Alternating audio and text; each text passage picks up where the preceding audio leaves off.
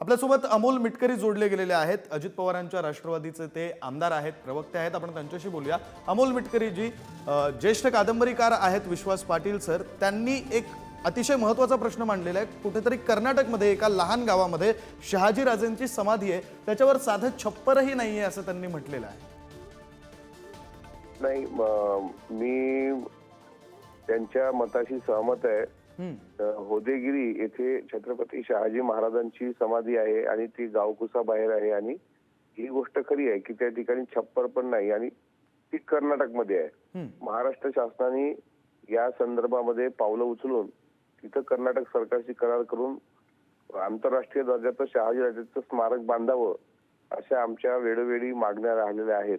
आणि विश्वास पाटील साहेबांनी जे काही आपल्या सर्वांच्या नजरेत आणलेलं आहे ही वास्तव परिस्थिती आहे की ज्या शहाजी राजांनी स्वराज्याची निर्मिती शिवरायांकडून व्हावी म्हणून जिजाऊ आणि शिवरायांना बळ दिलं, बेंगलोर सारखं राज्य तिकडं त्या भागात म्हणजे स्वतःचं स्वतंत्र अस्तित्व उभं केलं, त्या राजाची समाधी अशी उपेक्षित राहणं हे मला असं वाटते मराठी माणसाच्या आणि मराठी माणसाच्या दृष्टीने अयोग्य आहे।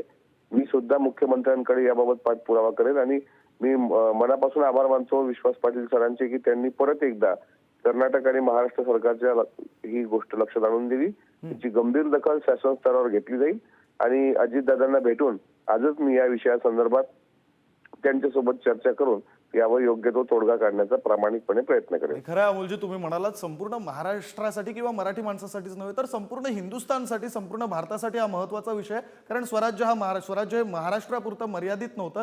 मात्र आता तुम्ही सत्ताधारी पक्षातले एक आमदार आहात, तुम्ही म्हणताय पाठपुरावा करणार। हा पाठपुरावा कुठपर्यंत केला जाईल? कर्नाटक सरकारपर्यंत, केंद्र सरकारपर्यंत कुठपर्यंत केला जाईल? त्याचंही काहीतरी आश्वासन द्यावं लागेल।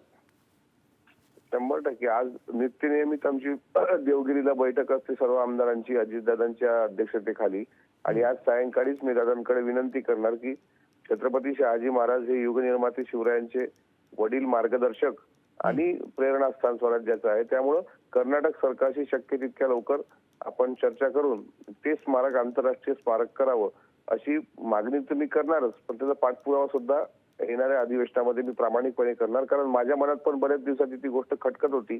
शिवरायांचं स्मारक असेल, शहाजी राजांचं स्मारक खूपच उपेक्षित आहे, खूप म्हणजे खूप।